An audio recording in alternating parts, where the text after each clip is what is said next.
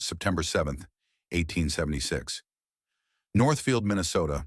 Gunfire cracks through the town square like thunder, and Jesse James is bleeding in an alley, watching his legend die in real time. Two of his men are already dead in the street. Three more trapped inside the First National Bank. The vault he'd mapped for months, $26,000 locked behind iron he can't crack, sits 30 feet away, useless. His leather satchel with all the blueprints, schedules, and fake identities sits abandoned in a hotel room 2 blocks north. Everything he'd planned, wasted. And it started with 4 words from a banker 2 months earlier. "We don't serve trash." That insult, being physically thrown out while scouting the vault, ignited something Jesse couldn't control. Pride. The thing that makes legends, and the thing that kills them. This is the story of how America's most wanted man walked into banks in broad daylight for years, unrecognized, untouchable, until one moment of disrespect destroyed everything. By late 1874, Jesse James had perfected something nobody expected from an outlaw: invisibility. He'd spent years robbing trains, building a name that made lawmen nervous from Missouri to Minnesota. But trains were getting harder, more guards, better safes, federal involvement. Banks, though. Banks were different. Banks were stationary, predictable. And if you knew the layout, the timing, the vault design, you could walk in and out like a ghost. So Jesse built a system. He'd arrive in a new town dressed in rags, dirt smeared on his face, walking with a limp, carrying a worn leather satchel that looked empty but held folded paper and pencils. Beggars were invisible. People looked away, uncomfortable, embarrassed. That discomfort was his weapon. He'd shuffle into banks during business hours, mumble about needing change, study the vault while the teller counted coins, sketch the layout in his mind, then leave. Back in the hotel, he'd draw everything: door thickness, guard positions, distance to the street. The satchel became his library. By 1875, he had blueprints for 12 banks across 3 states. People close to him said he was obsessed with being seen as a gentleman outlaw, not just a thief. He wanted respect alongside fear. The beggar disguise gave him power, but it also meant being dismissed, ignored, treated like trash. That tension between wanting recognition and needing invisibility was always there, waiting to break him. Jesse tested his system throughout 1875, never hitting the same region twice. He'd scout a bank in Kansas, file the plans in his satchel, then rob a completely different target in Missouri. The crew never knew about the scouting trips. They thought Jesse just had good instincts, a nose for soft targets. The truth was methodical. In a St. Joseph bank, he spent 20 minutes pretending to count pennies while memorizing the vault's bolt pattern. In a Kansas City lobby, he studied the cashier's desk angle, the sight lines from the street. The leather satchel went everywhere, worn, unremarkable, filled with what looked like a beggar's possessions: old newspapers, a tin cup, sketches nobody would look at twice. By the time Jesse and his crew hit a bank, he already knew every door, every window, every second of the escape. They pulled off more than 20 successful robberies by late 1875, and nobody connected the filthy beggar who'd visited weeks earlier to the clean-shaven outlaw who came through the door with guns drawn. The system was flawless, but systems built on invisibility have a cost. Every time a banker looked through him, every time a clerk wrinkled their nose, Jesse felt it. The most famous man in the Midwest, reduced to background noise. Frank James, Jesse's brother and most trusted partner, noticed something changing. "You're getting careless," Frank said once, smoking outside a Missouri sale house. "You want them to see you now." Frank was right. Fame without acknowledgement was its own kind of prison, and prisons make men desperate. Spring of 1876, Northfield, Minnesota. Jesse walked into the First National Bank dressed in his beggar's costume, torn coat, dirt on his hands, the leather satchel hanging from one shoulder. He'd heard about Northfield's vault, newly installed, state-of-the-art design, holding close to $200,000 from local business deposits, retirement money, one last job, then vanish into respectability. He shuffled up to the teller window, mumbling something about needing to break a bill. The teller pointed toward the door. "We don't have time for that." Jesse moved toward the vault, trying to get a better angle. That's when the banker appeared, a man in his 40s, clean suit, wireframe glasses. He took one look at Jesse, and his expression hardened. Out! We don't serve trash here. Jesse didn't move immediately. He wanted to see the vault mechanism, just a few more seconds. The banker grabbed his arm, not roughly but firm enough to mean it, pulled him toward the door. Jesse stumbled, and the leather satchel hit the floor, papers scattering. The banker didn't help pick them up, just stood there, arms crossed, waiting for Jesse to gather his things and leave. 4 words kept ringing in Jesse's ears as he walked out. We don't serve trash. He'd been dismissed before, ignored, overlooked, treated like furniture. But this was different. This was active disgust, personal. And Jesse saw the vault on his way out. Thick iron, gleaming brass fittings, the kind of door that would take skill and time to crack. $200,000 inside. His pride had just been thrown out of the same building holding his retirement. That's when something shifted. The professional outlaw who never mixed business with emotion made a decision he couldn't take back. He was coming back for that vault. Not because of the money, because nobody throws Jesse James into the street. Back in Missouri, Jesse couldn't let it go. Frank noticed immediately. They were sitting in a Kansas City apartment, counting the take from a small train job. Barely $5,000. Jesse kept pulling out a folded paper from his satchel, staring at rough sketches of Northfield's town square. That banker didn't know who you were, Frank said quietly. So what? Jesse didn't look up. He knew enough. Frank leaned back, exhaling smoke from a cheap cigar. It's personal now. That's dangerous. The story goes that Frank tried for weeks to talk Jesse out of it. Northfield wasn't like other targets. It was a small town, tight-knit, with new security protocols after recent robberies in the region. The vault was harder than anything they'd hit before. The risk-to-reward ratio didn't make sense for a crew their size. But Jesse wasn't listening to math anymore. He was listening to something else, the echo of being grabbed, dismissed, thrown out like garbage. He studied Northfield obsessively over the next months, checked newspaper reports about the bank's business, tracked patterns in local law enforcement, estimated how many deputies might be around on a weekday afternoon.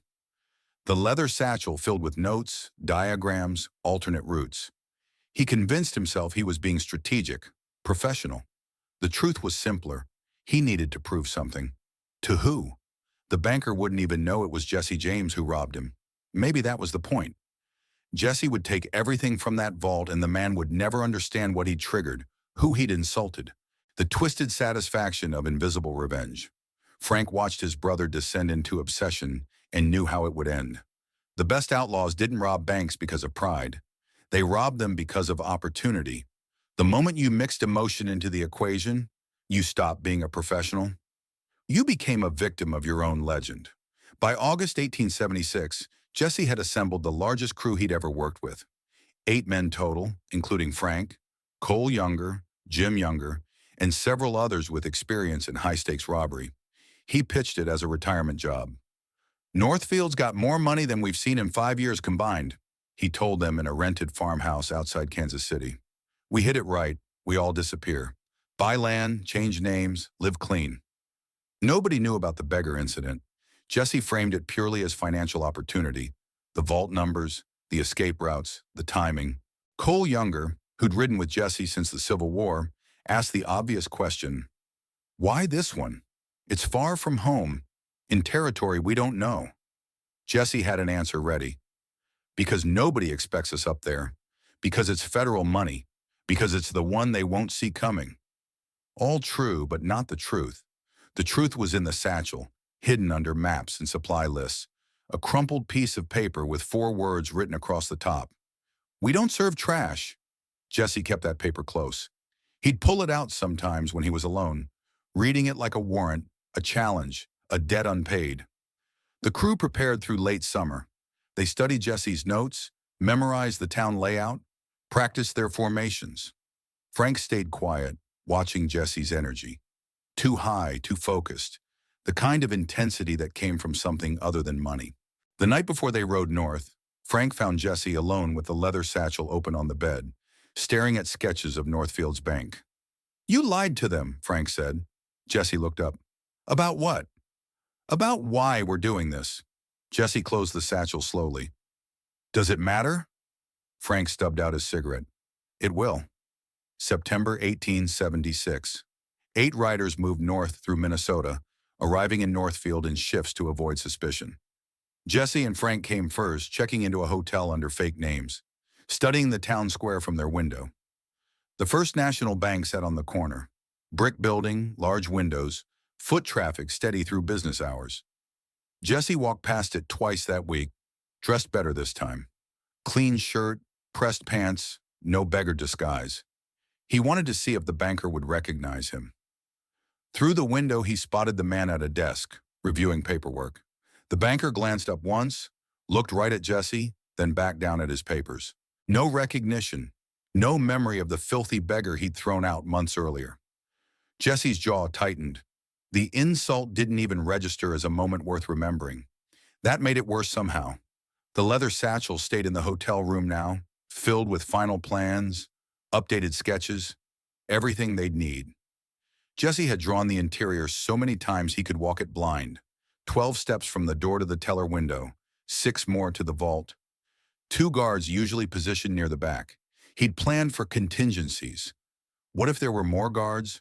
What if the vault had a time lock? What if someone recognized them? Every scenario mapped, except the one that mattered. Cole Younger arrived 2 days before the raid and immediately felt something wrong. "Town's too quiet," he told Jesse that evening. "People watch strangers here." Jesse dismissed it. "Small town nerves. They'll freeze when it matters." But Cole was right. Northfield wasn't like Kansas City or St. Joseph. People here noticed outsiders, remembered faces, talked to their neighbors. The local paper had even run a small notice about well-dressed men asking questions about the bank. Nothing specific, just enough to make citizens pay attention. Jesse read the notice and crumpled it up. "It's fine, we go tomorrow." The satchel sat on the dresser, every page inside representing months of planning. None of it accounting for pride, none of it accounting for a town that refused to be a victim.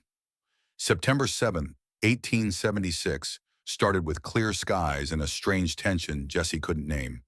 The crew met outside town before dawn.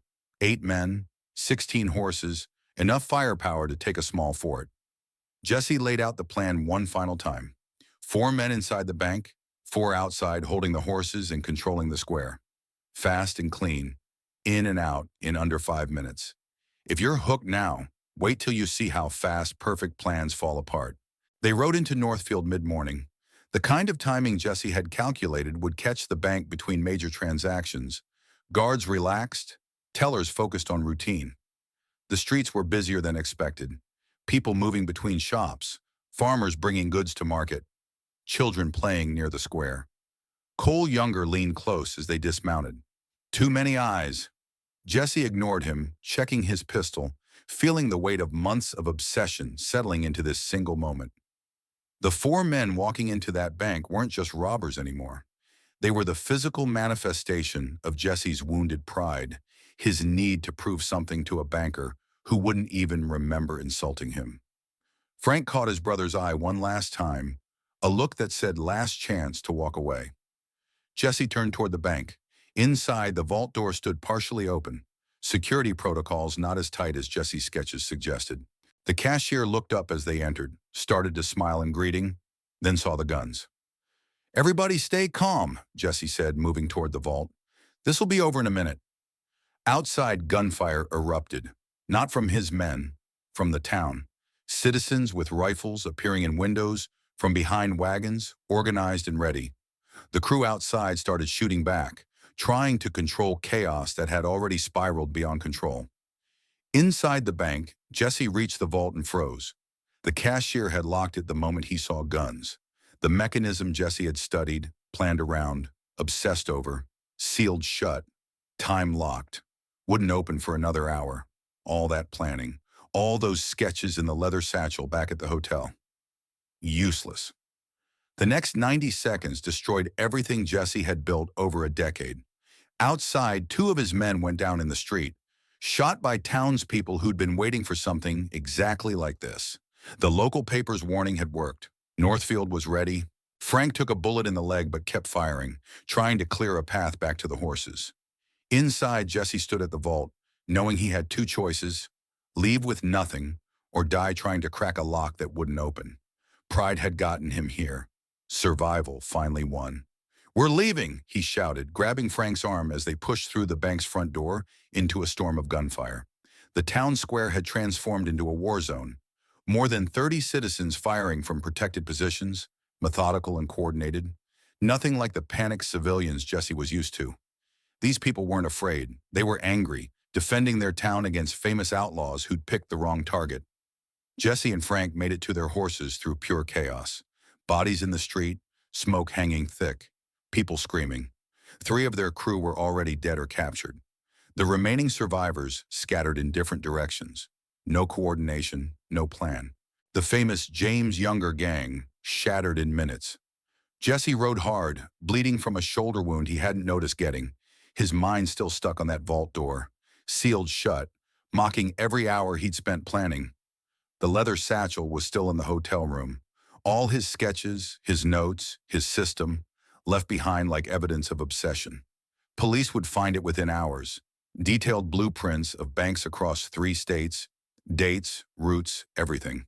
The beggar disguise, too, hanging in the closet. The whole operation exposed. Years of invisible work destroyed by one prideful decision. Frank caught up with him 20 miles out of town. They didn't speak for hours, just rode through Minnesota wilderness with a 1,000-man manhunt forming behind them. By nightfall, newspapers across the country would carry the story. Jesse James's spectacular failure at Northfield. The legend wounded, humiliated, exposed. And somewhere in Northfield, a banker would read the news and never connect it to the beggar he'd thrown out months earlier. For 2 weeks, Jesse and Frank survived in Minnesota wilderness, separated from what remained of their crew, hunted by citizens and lawmen across 2 states. They stole food, slept in rain, avoided roads.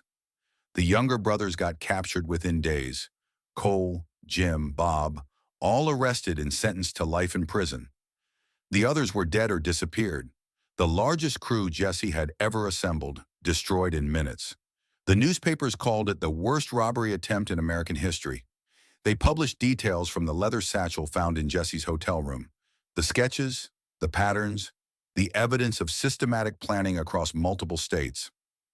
Banks Jesse hadn't even hit yet now knew he'd scouted them. The beggar disguise got printed on front pages. The method behind Jesse James's madness. His invisibility system exposed. His brilliant strategy turned into cautionary tale. Frank and Jesse split up after 2 weeks, figuring they'd be harder to track separately. They agreed to meet in Missouri when things cooled down. Frank asked one question before they parted. "Was it worth it?" Jesse didn't answer, because the answer was obvious. For 6 months of obsession, for the need to prove something to a man who'd never know he proved it, Jesse had destroyed his crew, his system, his reputation for careful planning. He'd become exactly what he'd always tried to avoid, a reckless outlaw driven by ego rather than strategy. The vault in Northfield still held $200,000. Jesse got 0, but he'd paid a different kind of price, the one measured in broken trust, dead friends, and a legend permanently stained by failure. People close to him later said Northfield changed Jesse fundamentally. Before the raid, he was calculated, careful, professional. After, he was paranoid, impulsive, desperate. The invisible man who could walk into banks unnoticed was now the most watched criminal in America. His face on every wall, his methods exposed in every newspaper, his pride displayed like evidence of pathology. Jesse went underground completely after Northfield, living under the alias Thomas Howard in various towns across Missouri and Tennessee. The leather satchel was gone, burned or buried somewhere between Minnesota and home. No more blueprints, no more systematic planning, no more beggar disguises. That entire approach was dead, exposed, useless. What remained was paranoia and constant movement. He trusted no one outside Frank, and even that relationship had strained. Frank had warned him. Frank had been right. That knowledge sat between them like a debt unpaid. By 1877, Jesse was broke. The money from old robberies had run out. His crew was dead or imprisoned. Banks had upgraded security specifically to counter his methods. The legend that had protected him, the gentleman outlaw, the tactical genius, had been replaced with a different story. The man who let pride destroy him at Northfield. Newspapers still ran stories, but the tone had shifted. Less fear, more analysis. Criminologists used him as example of how even careful criminals eventually make fatal mistakes. His name became a warning rather than a threat. The beggar coat he'd worn for years stayed hidden in a closet wherever he lived, never put on again. Looking at it reminded him of power he'd lost. For 5 years, that disguise made him invisible at the peak of notoriety. It was genius. Then one banker's contempt turned genius into obsession, obsession into failure, failure into the end of everything he'd built. The newspapers reported that Cole Younger's trial included testimony about Jesse's planning methods. Prosecutors entered the satchel's contents as evidence. Every bank he'd scouted, every detail he'd recorded. Defense attorneys argued the crew had been meticulous, organized, professional. But the jury saw something else. Criminals so obsessed with planning, they forgot about human variables. Towns that fight back, citizens who refuse to be victims, bankers who can seal vaults in seconds. Jesse read the trial coverage from a rented room in Kentucky, smoking cheap cigarettes, watching his methods get dissected in public. The invisible outlaw now completely visible. Fame without power really is just a target. By 1882, Jesse was living in St. Joseph, Missouri, under the name Thomas Howard, with a new young crew, Charlie and Bob Ford, brothers who idolized the legend and didn't know the broken man behind it. Jesse was planning again. Small jobs, nothing like the systematic approach of his prime. He needed money. He needed relevance. He needed one more big score to prove Northfield was an aberration, not the end of his story. The beggar coat was still in his closet, next to other disguises he'd never use again. Sometimes he'd take it out late at night, feeling the worn fabric, remembering the power of invisibility. But those days were done. His face was too known, his methods too exposed, his reputation too damaged. The Fords seemed loyal, eager, useful. What Jesse didn't know was they'd been talking to Missouri Governor Thomas Crittenden, who'd offered $500 for Jesse James, dead or alive. $500. Pocket change compared to the hundreds of thousands Jesse had stolen over his career, but enough for two ambitious kids who saw opportunity in betrayal. On April 3, 1882, Jesse was in his living room, adjusting a picture frame, his back to Bob Ford. According to legend, Jesse had taken off his gun belt, something he never did around people he didn't completely trust. Maybe he trusted the Fords. Maybe he was just tired of being constantly ready for death. Bob shot him once in the back of the head. Jesse James, the man who'd survived Northfield, a 1,000-man manhunt, and years of underground living, was killed for $500 by someone he thought was loyal. No dramatic confrontation, no final shootout with lawmen. Just a kid with a gun and a price on a legend's head. The governor paid the reward. Newspapers called it justice. Some called it cowardice. But Jesse was dead either way. His last years spent chasing redemption for a robbery that failed because he couldn't let go of being thrown out of a bank. The invisible outlaw, made permanently invisible, not by skill this time, by death. The leather satchel eventually ended up in a Missouri museum, donated by police, displayed behind glass with handwritten labels explaining its contents. Inside, sketches of banks Jesse never robbed, routes he never took, plans that died at Northfield. Visitors could see his handwriting, his attention to detail, the methodical genius that made him one of America's most successful outlaws. They could also see the obsession. The Northfield sketches were more detailed than others, drawn and redrawn, margins filled with notes about guard positions, vault mechanisms, escape routes. You could trace his descent into fixation through paper density alone. The First National Bank in Northfield still stands, now a historical site. They tell the story of the failed raid, how citizens fought back, how the James Younger gang was destroyed. They mention the banker who threw out a beggar months before, never knowing it was Jesse James, never making the connection until years later when historians pieced together the timeline. The banker lived another 40 years, dining out on that story at every opportunity. The man who insulted Jesse James and lived. He made it sound like courage standing up to danger. The truth was simpler and sadder. He didn't know who he was insulting. Jesse's need for him to know, for someone to recognize the power behind the disguise, was the whole problem. Recognition and invisibility can't coexist. Jesse spent years trying to have both and destroyed himself in the contradiction. The beggar coat hasn't survived, probably burned or buried with other evidence. But photographs remain, police sketches showing Jesse in various disguises, including the tattered clothes he wore to scout banks. Looking at them now, knowing how it ended, the disguise seems less like genius and more like prison. Every time he put on those rags, he had to accept being dismissed, ignored, disrespected. Most criminals would take that trade for successful robberies. Jesse did, for years, until one man's contempt became the thing Jesse couldn't trade away anymore. Pride isn't expensive until you calculate what it costs. The satchel sits empty now in that Missouri museum. The papers long since archived separately, preserved in temperature-controlled storage. Tourists walk past it without stopping. Just another leather bag from the 1870s, worn and unremarkable. The label explains its significance, but most people don't read museum labels carefully. They're looking for something more dramatic. Jesse's guns, his wanted posters, the blood-stained items from his death. The ordinary objects that built the legend are less interesting than the spectacular evidence of its collapse, which is exactly how Jesse operated. The ordinary made him extraordinary. Beggars were invisible. Bank robbers were hunted. He figured out how to be both until the system required something that cost too much, accepting disrespect without response. The Northfield raid became one of the most studied criminal failures in American history.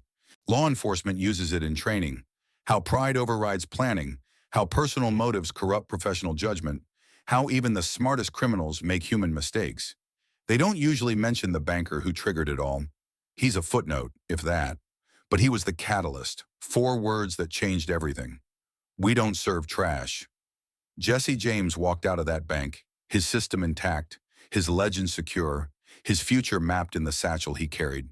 Then walked back in months later with 8 men, because he couldn't let it go. 3 died. 3 went to prison for life. 2 escaped to live as ghosts. 1 got shot 6 years later for pocket change. All because respect mattered more than survival. The satchel held Jesse's genius, his ability to plan, adapt, execute. It also held his fatal flaw, the need to prove something to people who'd never understand what they challenged. The object that made him invisible eventually made him completely visible, and visibility for outlaws is just another word for target. That leather bag sits behind museum glass, once full of futures that vanished in 90 seconds of pride-driven chaos. Now it holds nothing but legend, which never goes anywhere and never disappears. Neither does the lesson.